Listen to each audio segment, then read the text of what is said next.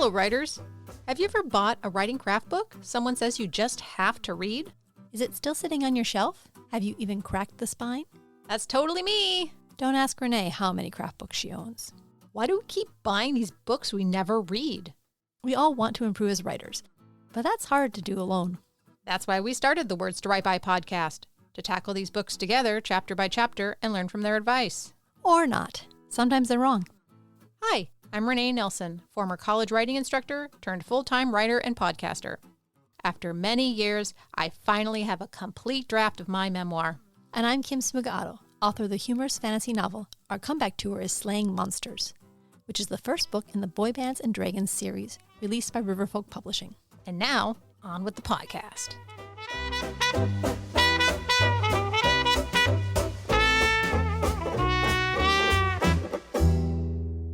Hello, everyone. Welcome to the show. Hi, everybody. Today, we have another interview, one I'm very excited about because of all the things that has scared me silly when we've been talking about AI and AI writing tools. It's been, what the heck are kids going to learn? I think that's scared every generation, right? Like, I don't think that's anything new, but yes, this one in particular is pretty jarring. Yeah. And so today we have a couple who has done a website called SuperDecoders that is aimed at AI tools for educational purposes for kids. And I'll let you guys introduce yourself. Welcome to the show. Hi, my name is Sonia Rao, and I am a homeschool mom of three. I'm a chemist by training and a longtime tutor. So I started tutoring straight out of high school and just kept going with it. I'm Karthik. I am a software engineer.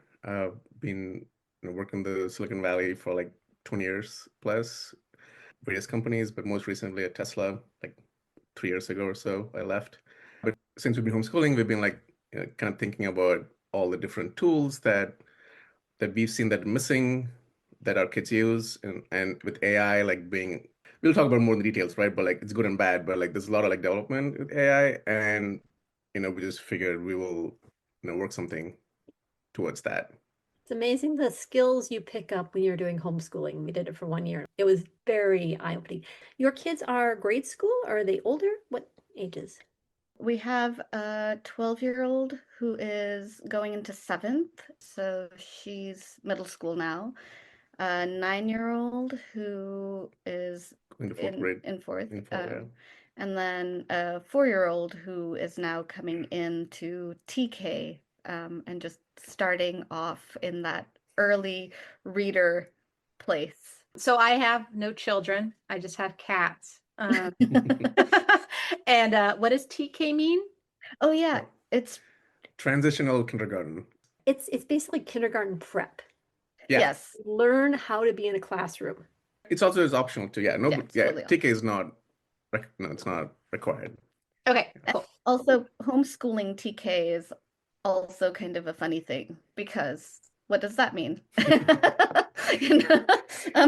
So that's a whole conversation too. Okay.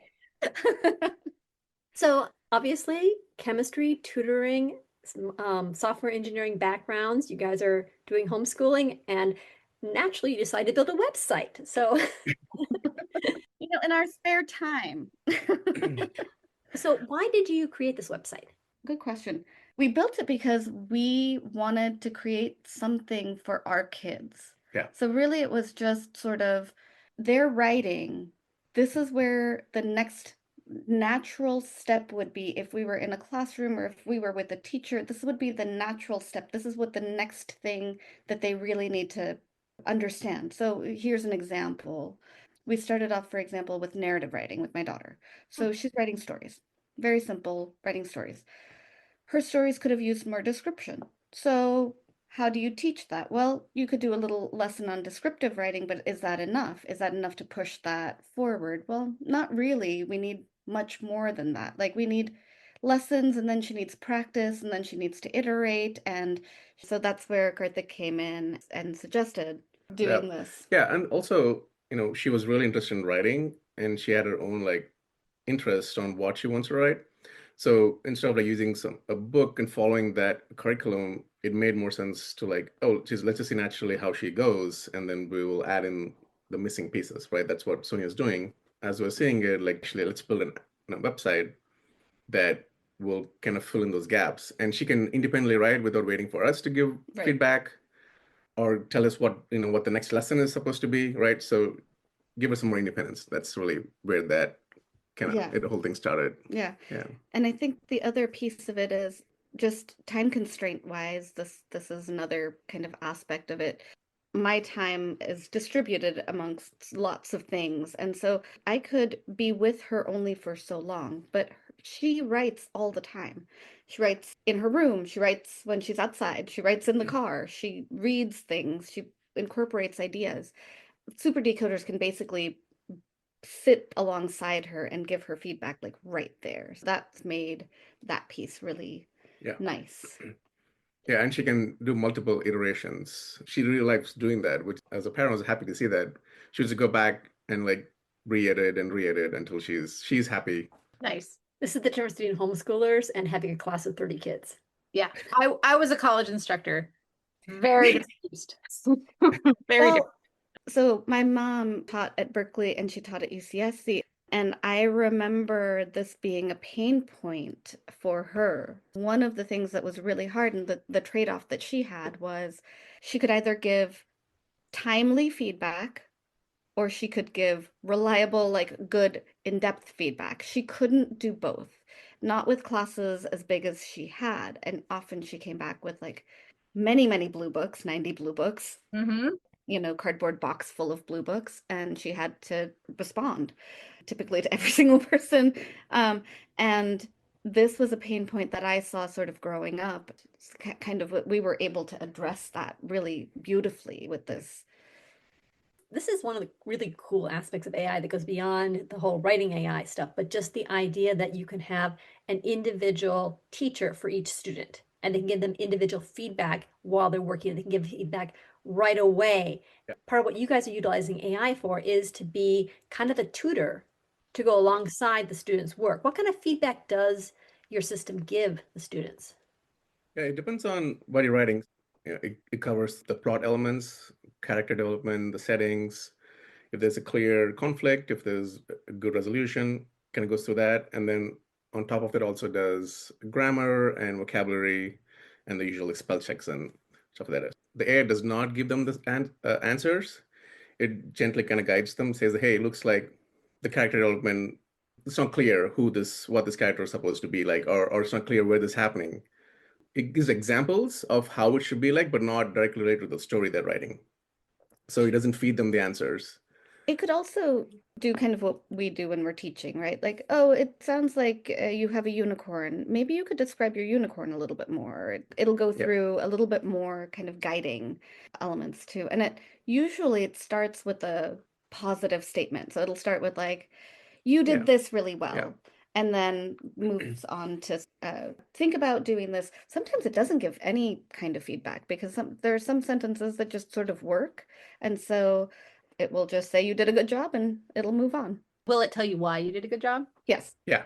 Nice. Okay. And if you use a like really appropriate word, it'll say, there's a perfect word for what you're trying to describe here. Now, to geek out a little bit, you obviously didn't create your own AI. You're using one of the commercially available AIs, right? Yeah, we use various different models in the behind the scene. We learned all about using different models for things. Yeah. So one thing we found with chatbots is that, first of all, they're often very positive. It's very hard to get them to tell you you're doing something wrong. Right. Yeah. And also, it's very hard to get them not to jump in and do it for you. Yeah. How did you like leash them? You know? You're like, no, don't do it. I don't know if you use like ChatGPT or Gemini or whatever, right? Yeah. You can actually tell them like, hey, give me direct feedback. Don't sugarcoat it, and it'll give you direct feedback. So this is like when you're setting up your project. Basically, you tell the AI that is supposed to do certain things, and basically you tell them, don't give me the answer to this. So yes, we don't use the chat portion of it. Mm-hmm. So on the SuperDecoders app, the students doesn't chat with the AI at all. Everything happens behind the scenes. So when they write a story and they say, give me feedback, it gives like 5 feedback. And then like you can go through each feedback and then highlight the kind of the passage or the sentence or the word that's relevant to that feedback, and then tells you what you can do to improve. And then the student has to go and type in the changes if they want to. So there's actually an interface between the student and the AI. Yeah. They're typing stuff in, your programming takes that information and sends it to the AI. Does it basically give the direct feedback from the chatbot, or does it actually filter it and like reformat it before it's Yeah, we filtered and formatted for the student's age too. Every grade level, we want to have different type of feedback because we don't want to give very complex feedback to like a second grade student versus a middle school or a high school, right? We kind of filter out based on the student's grade level. Did you have like play testers, like teachers read stuff and like grade this, the results of, like, oh, wow, for a second grader, that story, it's high marks. So we have been looking at that actually in some detail. And no, right now, sometimes it will grade a second grader. Is it still doing that where it's grading it? The problem we have is actually the opposite of what you were saying initially. It's actually too harsh. Right. It's like, oh, it's not good enough for a third grader. Like you Right. had write better than this, right? Right. Yeah. The expectations are set really high.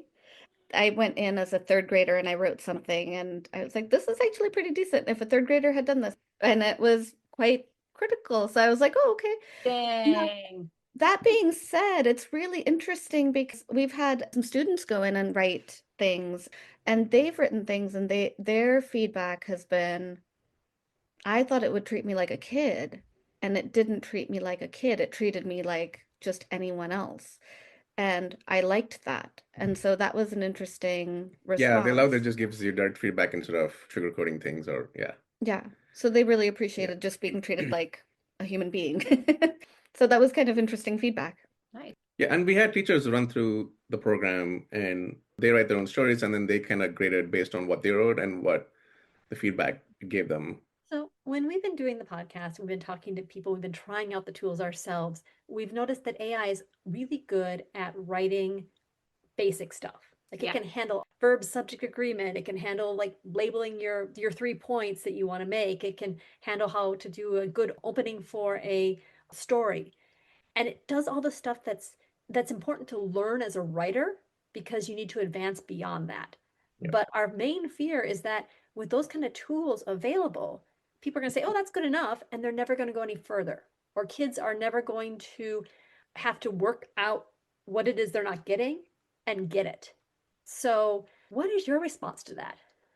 Yeah, so we actually had that experience with our son, who was, an emerging writer and learning how to write. And wow, it was eye-opening to see where he started. He has lots of ideas, but what happens to him quite a bit, especially with writing, where you have like 10 ideas all that come out at once, and there's no structure to it in your brain. And so then you just sort of fritz out and say whatever, and it doesn't make sense.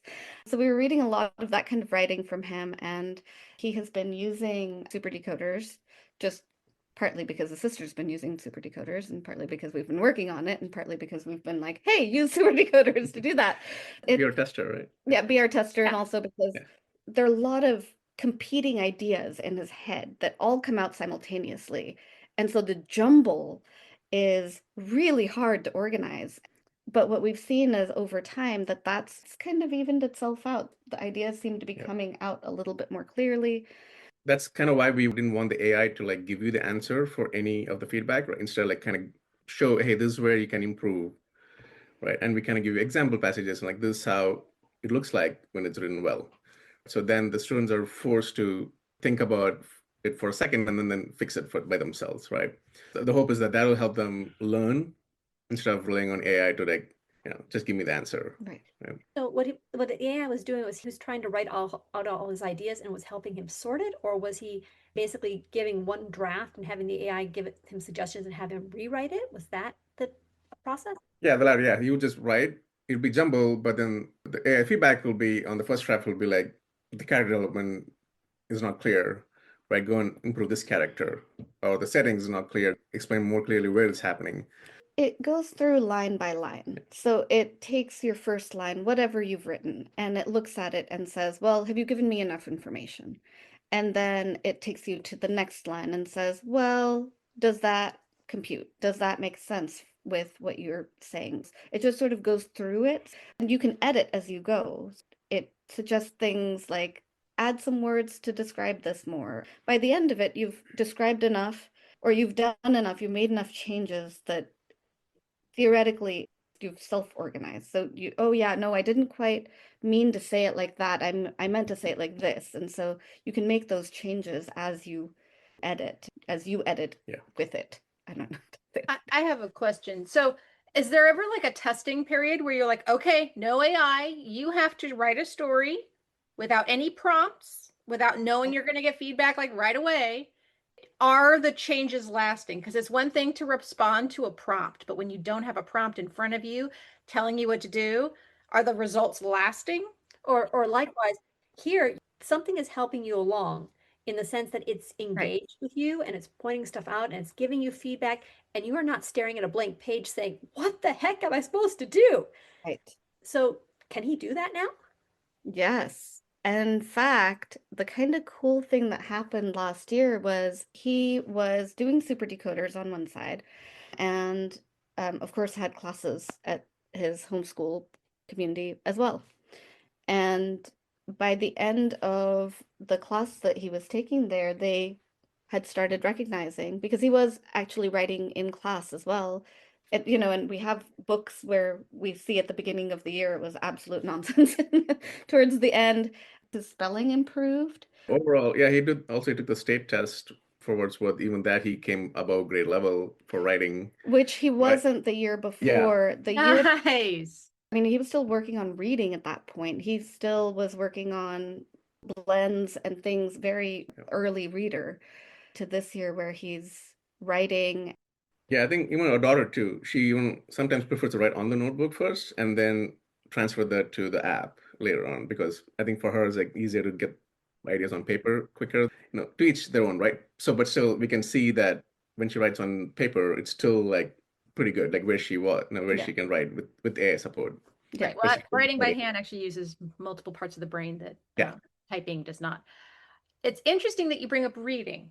I have a certificate in like integrated reading and writing, essentially. I'm a post-secondary reading certificate and one in teaching composition and I went to San Francisco State, and their whole program was how to integrate reading and writing for various reasons. I'm not going to go into it, some of it politics.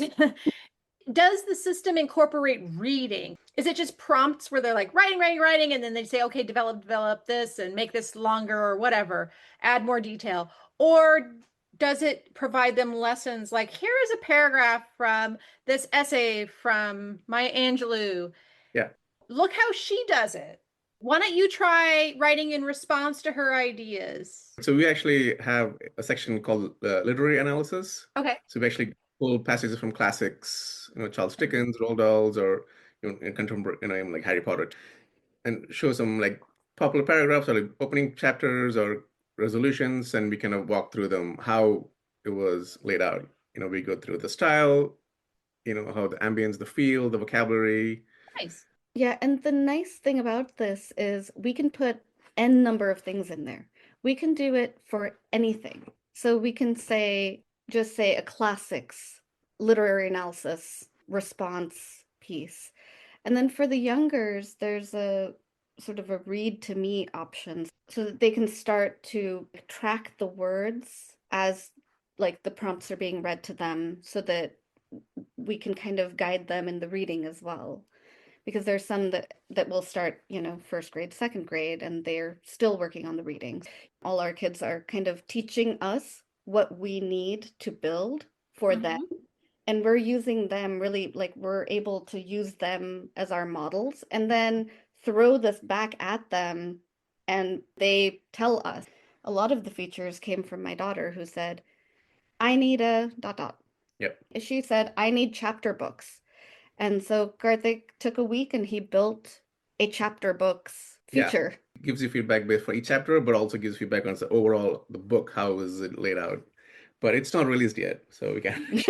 It's only for her. It's only for her. Special. Yeah, it's a special. Yeah. He took a week, he built it for her. She uses it. She writes her chapter books, and I think Olma's using it too. Yeah. Yeah. They're both So using they're it, both, yeah. both are If you kids. ever want to roll this out for college writers, if there was a way to annotate text where they could type in annotations and then have those annotations like reviewed, that would be the shit. That would be so good. And one thing that we found AI is great at is analysis. It can identify themes, it can identify structure, it can identify techniques for communication. And so it's an awesome tool to do a text analysis for things. When I was homeschooling, one thing that happened was I was really on top of it at the beginning when I was planning stuff. But as we went along, it's like, wait a second, I told you to read this thing. I haven't read that yet. Wait a second, how do I talk to you about it? And so you get a bit behind. But here, you can jump around and you can pick a different text, even if they're going in a different direction. Suddenly they're really into science fiction instead of fantasy, and you can go that. Although I would suspect that one of the issues here is copyright, right? That's a good question. And so in terms of what the students write, they own it, right? But as long as they're not like, copy pasting some popular, like copyrighted text, then the AI will flag it as a copyrighted But they're not material. That's publishing good it. too. Yeah. Catch your pleasure. Copyrighted, yeah. So I've had like when you test it, I like put some like Marvel comic stories and then be like, hey, I can't give feedback on this. It'll just give you that it's copyrighted material. Oh, I love it. Okay. But like as far as text analysis, it's one thing to do Dickens, but how much of a Harry Potter text could you actually have the AI go through? But you can probably use like a paragraph or two, but not like more than that. Like So- fair use. Yeah. Yeah. Fair use, yeah.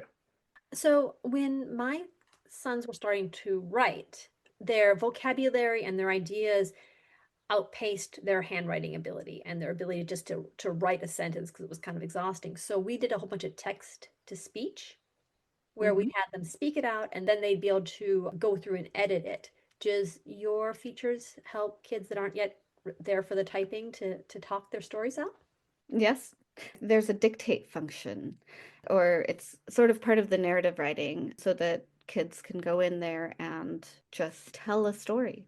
Again, when I was thinking about how I taught my daughter, because we started right at kindergarten, we started right at the beginning in her journey. And I remember Karthik at very, very early stages would look at me and like, well, she isn't doing it. Like, yeah, but it's time. It takes time. You can't rush these things. You gotta slow it down. It's okay. She's doing the right things. She's moving in the right direction. Just keep it going. We're like slow and steady here. I definitely thought about that early stage. So we really have been trying to be mindful of how we as humans learn and what kinds of things we need to get through each stage of that writing development, and trying to support each person like where they are and being really conscious about where things need to be added or what's too much and how to scale that back too. Dictation was definitely one of the most requested feature from her. But I do remember when both my kids were younger, I used to like have them tell the story and they'll type it on Google Docs because I know they can't type as fast or write as fast, but they could spit out all their story ideas and I would just type them up in Google Docs. And in my opinion, again, this is full opinion. So my opinion is that the hardest thing to learn really is the ideas. So if you're an idea generating machine, then that's great because that's something that is hard to do if you don't already have that. And I think most kids have that. So preserving that is really crucial. Getting them to tell us, to show us, to do the thing. Because I think by the time you get to high school and college, if you haven't developed or used that muscle, it's really hard to start cranking on it. It just takes a lot more. And that was me at that, it was very hard for me to just get the ideas out of my head. That was the hardest thing. If we can get them early and we can keep them going, then that's when they do the best. When we've been discussing this, we've always fallen back on, well, we're just going to turn off the computers and have them on pen and paper and they're going to write it out in class. We got to isolate them from any outside source and just get them to write. But your approach is let's get the AI in there now and develop them writing with the AI the whole time through and then move them on. And I mean, it works really well for homeschooling. And I could see actually a school system wanting to go into something like this. Do you think it actually is scalable? It's fully scalable. Yeah, it just follows what the kid wants to write, gives them lessons and personalizes based on what they're writing. I can give you an example of, the way that I see it running in, say, third grade classroom, and then I can give you an example of how it would be very similar for a college classroom. You have an assignment that you'd like the students to do. So third grade, maybe they're writing a story about what they did over the summer. It's like an early assignment at the beginning of the year, and you just want them to write what they did over the summer. And so everyone goes in and they either write by pen and paper. So our son does that. He actually told me this morning, he said, I wrote something yesterday and now I'm putting it into SuperDecoders, and I haven't done the feedback yet, but I'm just typing it out right now. So they're, learning the typing skills.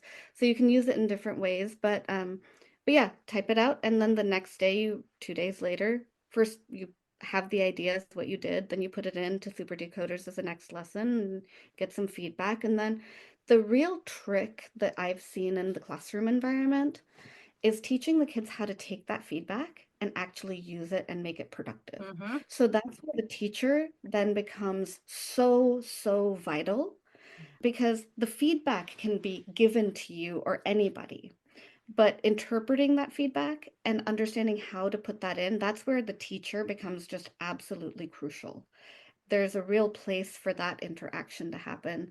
And the nice thing is when you have a classroom of 20, 25, whatever it is, 30, you can kind of go around and talk to different kids and just say, oh yeah, see what it's saying? Okay, well, why don't you try to do this? Or just you can guide them through much more easily. You don't have to do the thinking. So it takes a lot off of the teacher's plate, but the student is still getting what they need as they're going through. So they're doing their work.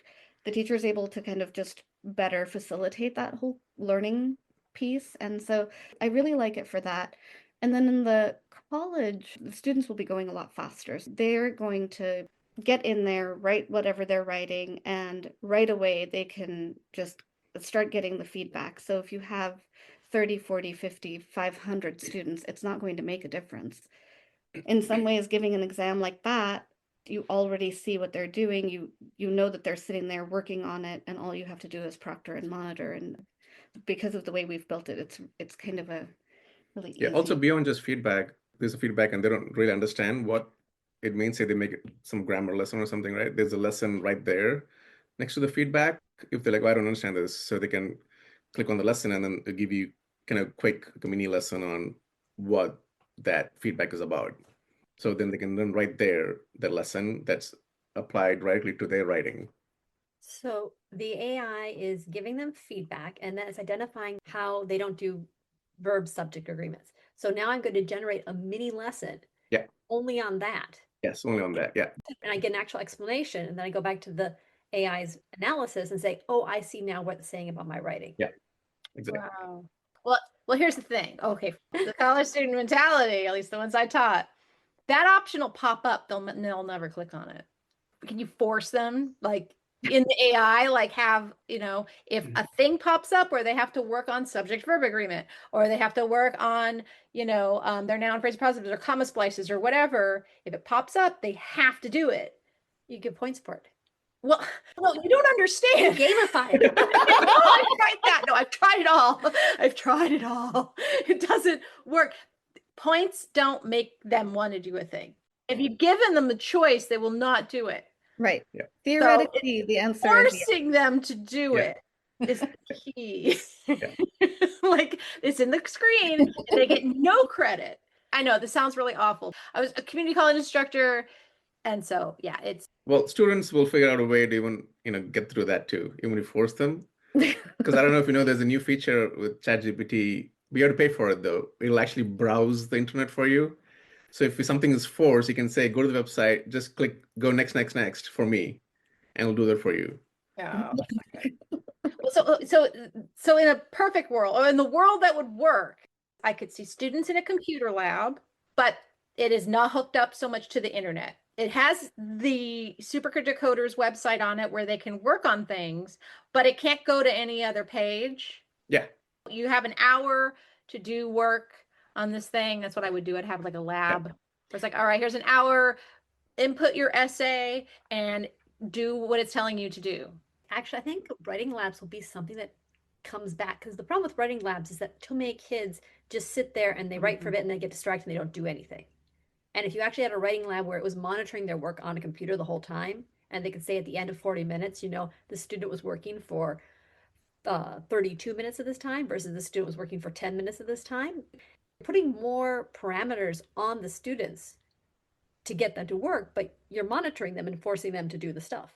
It's almost like the previous episode with Kristen, where AI is a tool and it is only as good as you are at like knowing your faults and knowing how to evaluate your writing.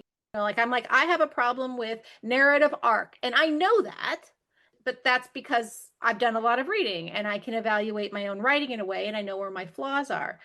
You guys, the educators, have put those parameters in for the students. So they're not just letting AI do it for them. You've given the prompts already that forces them to do the work. Yes. Which I think is great. I think that's awesome. That's a great way to use AI. We were saying about how you're separating the AI from the interface. Yeah. There's a barrier in between. So let's go to a bit more of a real world current example, which is that there is no interface between the student and the AI. And someone has to write an essay on such and such, and they go to the AI and they do an AI generation of that. Specifically, I was talking to my son about this. He's in middle school, now in high school. We were talking about using AI and not using AI. And he was saying maybe they should give us a class on how to use AI. And I'm like, honestly, the way the chat box works, you ask it a question, it gives you an answer. There's no training there. But could you see a way to train people to use AI responsibly? I don't know if responsibly, but you can definitely train. You can learn a lot to get the best out of the AI. The best out of the AI for some people is to have it write for them. But do you think it basically, if you let a person add an AI directly to do work, they're going to have the AI do the work for them? Yeah, I think that's where it's trending, because I saw some recently where Texas A&M University, I think, or was it UT Austin, I forget.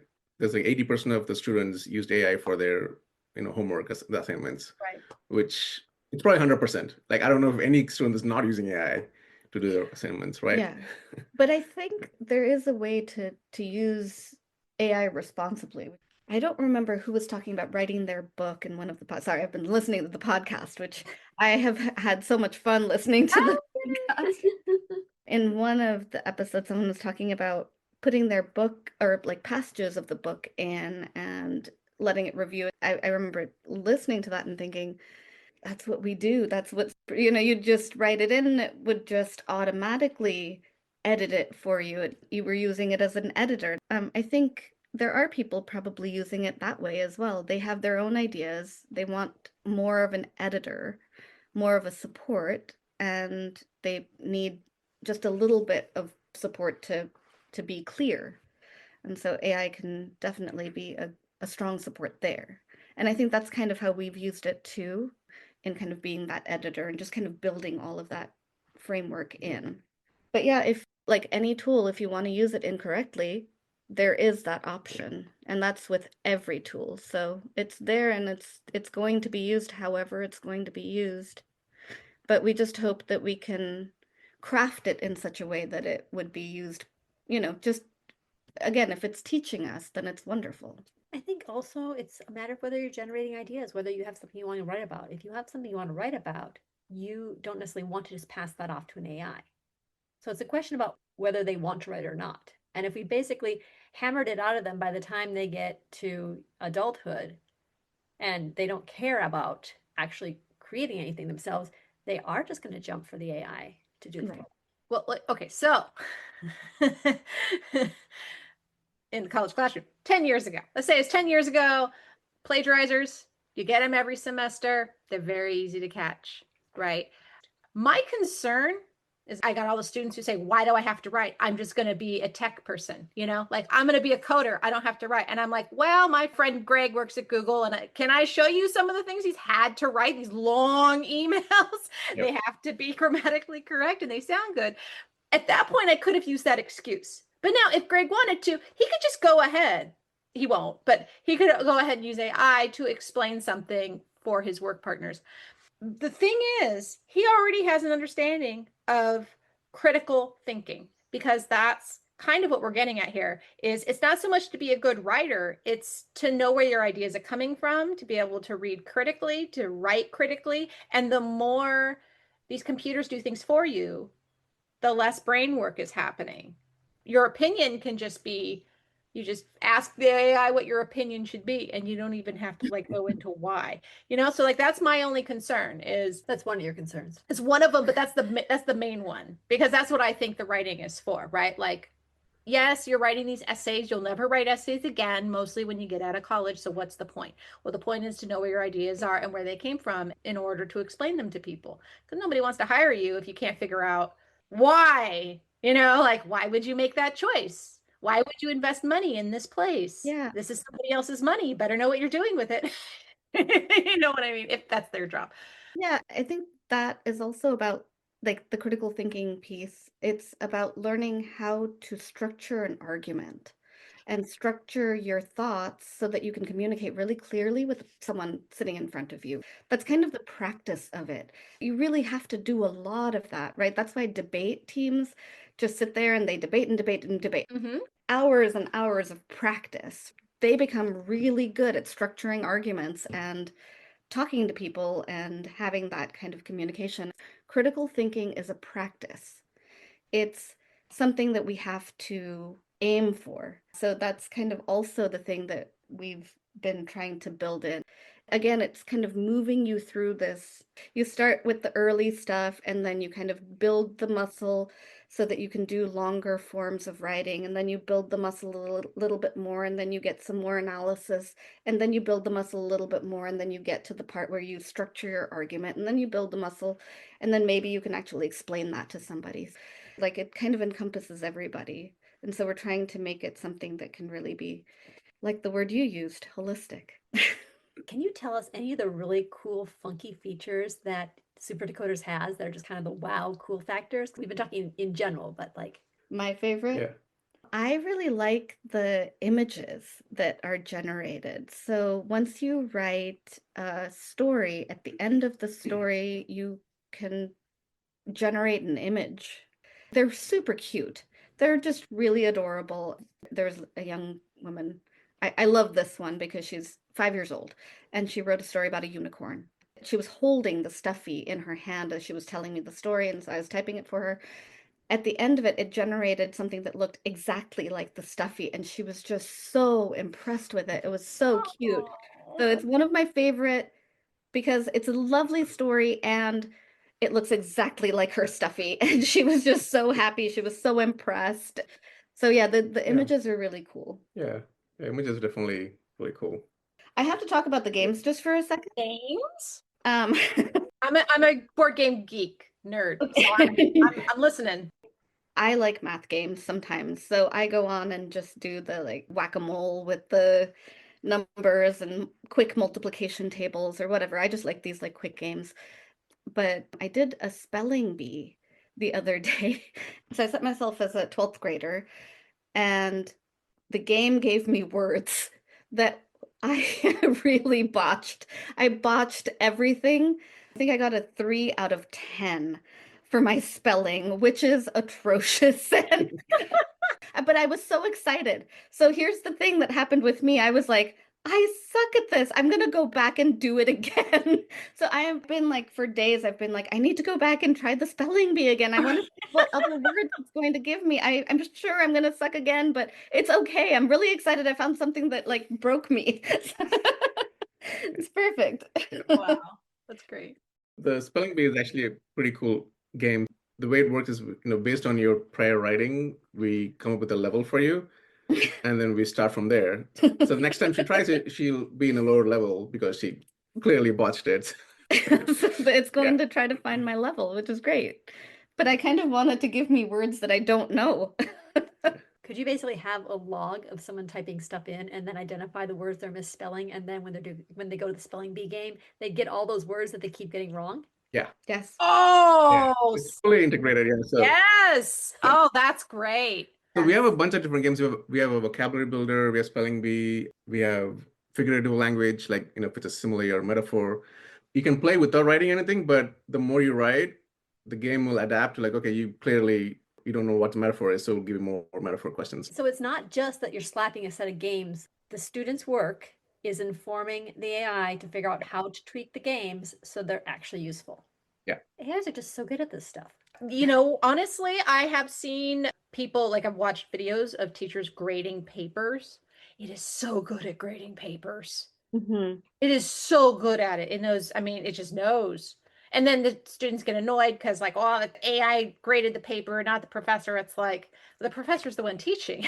Like, they actually did a really good job grading the paper and then, like, lessened the load for the teacher. It would be hilarious if the AI had written the paper that the teacher graded. That is so no one's reading anything, right? That's the scary part. But I kind of see it two ways. You can see exactly how this can go wrong with AI, but you can also see a way that you can use AI to stay on top of it. When you had plagiarism, you could run it through the system and it would ping plagiarism. But yeah. if you try to put text that students have done with an AI, especially if they've gone back and forth a little bit, you can't necessarily tell that it was done by an AI, and you can't necessarily tell how much of it was done necessarily by an AI. Right. But in situations like this, if we use the AI to kind of funnel what the student produces, then it's like we need more AI, not less AI.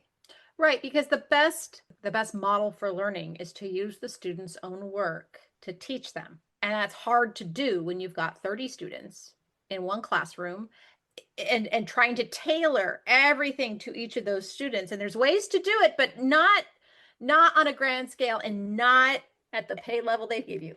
not the way AI can do it, which is instantaneous. Yeah, so that's pretty clever. And so, okay, so I'm not a parent.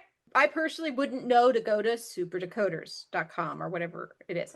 Are you selling this to like elementary schools? This is part of like a what do you call it? Package that comes with like Google Classroom. Is it just for homeschoolers? Are you selling it to Macmillan? Right now, it's available just to go directly to and whoever you are. If you happen to be someone who happens to teach a Cabrillo class and needs some specific features and wants to discuss something for your students, we're a small team. It would be Evergreen Valley College, but I don't teach anymore. I'm semi-retired. But No yes. worries. Yeah, But, right. but yes, for all our listeners, if you work at Cabrillo, Evergreen, De Anza, San Jose City, whatever, right? Yep. But right now, it's just a direct sign up. It's Yeah, a direct sign. Anyone with a kid that wants to have their kid have some individualized summer school this summer can go to the site, sign up, and just it's a monthly subscription. Yeah, it's a monthly or annual. You can choose either one. Yeah. And you can always try it out, try out the free features, and then you can sign up for monthly or annual. Yeah. Dude, I could see this being applied to like just adult education. Adults who are like, I didn't finish high school, or I want to go to community college, but I feel like I'm not sure I've got the skills and all these other things. This could be a game changer for a lot of developmental writers. Yes. There've been a couple of different ideas along those lines as well. Yeah. Sonia and I have been talking too. Like, we've feel like better writers since we 100%. started like using this app. 100%. Great. I have always been an underconfident writer. Like I will write things. This happened a lot when I was in college. I would write a paper and then I wouldn't turn it in because I would perseverate over one part of it or over words, or I just would get so anxious. And I'd start weeks early and I would do it for weeks. And at the end of the day, I wouldn't submit my papers because I was just too caught up in it. And Paralysis, yeah. yes, major paralysis with my writing. And now I send out emails. Well, okay, that's the last part. So the test is not whether AI grades it and gives it a good grade. The real test is, can a real reader read it? Like, did it satisfy the reader's needs? Because that's the point of writing, right? You write it so that it could be read, but not read by a computer, read by a person. Has it passed that test? Like, have you done blind testing of people? Oh, yeah. I mean, we've read other students' writing, and we actually like use some of my kids' own writing for testing because they're such an interesting stories. There's definitely some ideas we have on like grade for readability, which is totally subjective, but it's also needed, right? As you said, you're writing for somebody, right? Right. So you want other people to be able to read it. So we have some ideas on how to make that happen in the future. What's really funny is you're probably writing emails using AI for your work, and then that person who receives the email is using AI to summarize the AI written email. And write their bullet own points or something. You're giving your bullet points to the AI and it's writing an email. And it's being sent to someone that says, okay, just give me the bullet points of what they said. Right. Yeah. That's what's happening. giving some article for students to read, to analyze, and then they just say, pull out the main points for me. So they're not actually like even reading the article. They're just getting a bullet point. So the question I have for you is, did you ever feel like in college, Cliff Notes were just everywhere? Yeah. Right? Everyone used Cliff Notes. That was the cheat. Back in the day, you could go to the store, you could buy the whole Cliff Note thing and come back and write your essay based off of that. A lot of people did that. Is AI any different? Because it essentially is Cliff Notes. You just don't have to go to the store anymore to buy Cliff Notes. The one difference is that Cliff Notes had a bit more of a conscious choice because you had to walk to the store to get them. And the issue with AI is it's just a touch of the button. You're on the screen already. You're feeling tired. So I've discovered sometimes I'm writing stuff and I'm like, well, my heroes are going to go into a dungeon. And part of me is like, well, you could just have the AI say, well, can you just write me a paragraph of people going to the dungeon and then I'll tweak it and go along, which I don't do because that's one of those lines I don't cross. But, if it was super late at night, you just kind of hand some stuff over to the AI. It's the convenience, it's the ease that you can do is the problem. Well, so Cliff Notes exists. All of that stuff exists. The trick as a teacher is to write a prompt that is not like an obvious prompt. To write a prompt specifically for the material that you were giving and the lessons that you were giving for. For example, the very first essay I assign, it's the Why Am I in College essay. Seems very simple, right? But then I have them read like 3 or 4 different essays, narrative essays from famous people, Malcolm X, Maya Angelou, Mike Rose, all these people about education. Then they have to compare their own personal experience to that of the ones that are most relevant to them. And that's how they're explaining why they're in college. They have to tell a story about their own life in response to this random essay that if they tried to plug that into Google would have a hard time. It was harder to do it with just Google. And so that way I was never worried too much that anything would be plagiarized. Well, when I had turned it in.com, but also it's really hard to plagiarize when you've made it specific to your class and your materials. But with AI, that's not Cliff Notes anymore. AI is like a special beast that goes far beyond just trying to Google things to get answers to decode something. Like, oh, I'm gonna have to read Chaucer and I have to know the significance of the knight or whatever, or the old woman. It's going well beyond that because it can literally write it for you. I feel like the only way you can, fix this in the education is like you need a verbal component along with the writing to see if you really understood what you wrote, or did you write it if AI wrote it, right? If you wrote it, there's a better chance that you understood it and you can have like a verbal test based on what you wrote. You mean an assessment? Assessment, yeah, Yeah, verbal like assessment. yeah. What I'm seeing is that the real way to get around AI is to use AI, where a student turned in a paper and the AI generated 3 questions from the paper that they had and gave that to the student, and they had to write longhand what their reasoning for that was. You'd have a really good idea whether or not they actually submitted that work, because suddenly they're asked, well, you talked about how your grandmother influenced this thing here. Can you give me an example of how she influenced it? Yeah. Yeah, you could use AI not to catch people, not to identify if they're cheating because they use AI, but rather use the AI to question them about what's in their piece and whether they understood it. Right. So this is the key here. The key for me here is if they don't get it, what happens? Well, that would be part of the grade, right? Beyond grades, how do you get them to get it? How do you get them to learn from it? Keep repeating until they get it right, I guess. I think by the time you get to that stage, if the kids aren't interested in doing it, it's not going to help. I mean, as a parent, I really want to make sure my kids still enjoy learning, still enjoy looking at stuff. And I've got one kid that's like totally into stuff, and he's a little geek and he just focuses on stuff. The other one is not like that. And I'm very careful not to try to push him too far because he's not willing to put that effort in. That's trickier. But what I don't want to do is beat it out of him. So by the time he gets to college, it's all about, well, if I just pass this class, however I can pass the class and just go on, that's all I care about. I think you really need to have them value education and value learning. So the question is, could you put this kind of interaction and this kind of encouragement at the early levels when they're in grade school? I guess I can kind of speak to this a little bit in that, I often, when I start to tutor somebody, they're not necessarily there because they want to be. They're there because a parent has said, you need to be here and she needs to help you. I have to find ways to buy cooperation.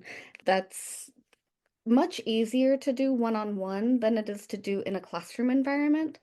But I definitely came to Super Decoders with that enthusiasm that I would have with any student. So hopefully that means that there's a little bit of that magic in there that can kind of draw them in. And if they're coming to, AI to do something, there is a place for copy work in our world. It's not the best thing, but it does serve a purpose somewhere in our learning. And maybe developmentally, that's where they happen to be. Maybe their ideas aren't coming out the way that they'd like to. And so they need this as a crutch. And so they're using that as a crutch. And maybe we need to support them forward from where they are. And rather than kind of going, oh, well, you're doing bad by doing this, maybe we say, huh, you're doing this. Well, let's think about why.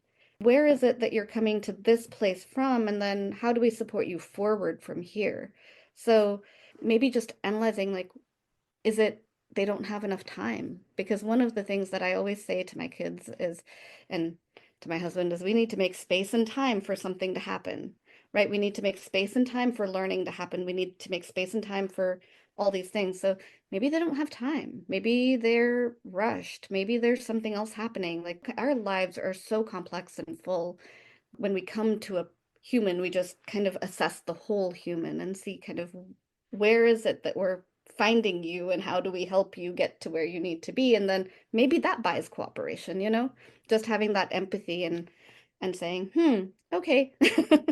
Is there anything in the thing you've developed, the super decoders, that prompts a teacher or a parent to come along? Show this to your mom, Like, does that ever happen where it like, oh, I get to see what my kid's been working on, or the student goes, oh yeah, I gotta make sure bounce it off a person, a human to read it. I don't know. I don't know if that's even in there, but it would be kind of neat, especially if the student isn't like self-directing themselves. They're not like, super stoked to be using the software.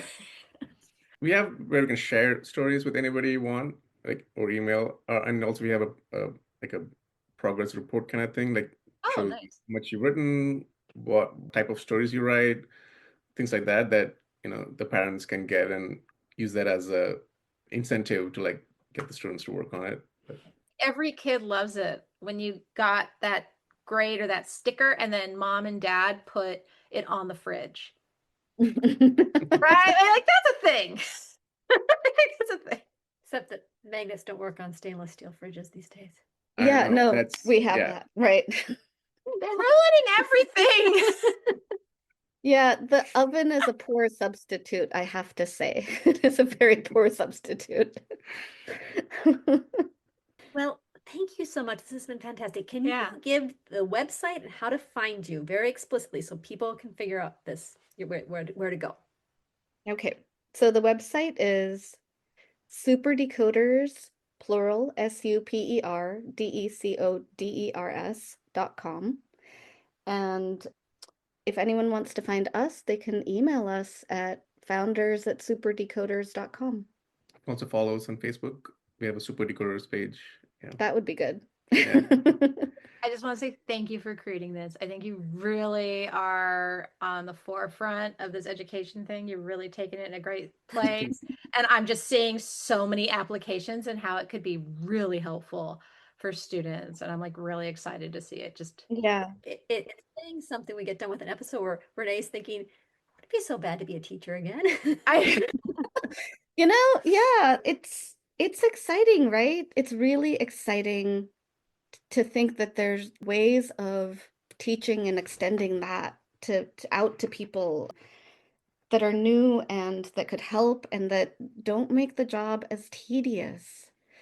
I have teachers and my mom and a number of people in my head and the pain points that they've talked about to me over the years in my head. So anytime we're going to build something, we have this discussion about how do you should we do it this way or should we not? Or, there's a lot of conversation around. Yeah.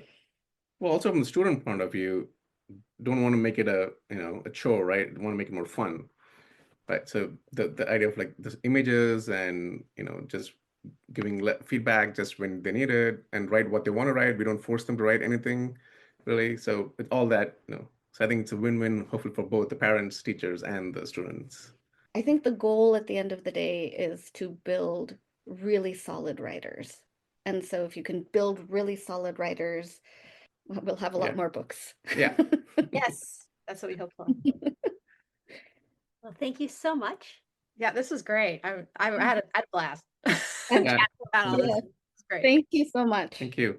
Yeah. Okay, bye-bye. Bye.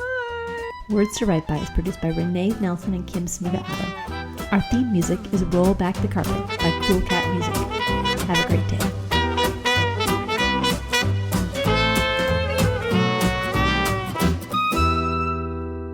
It would be really hard to go online and just go, okay, what are the reasons why people go to college?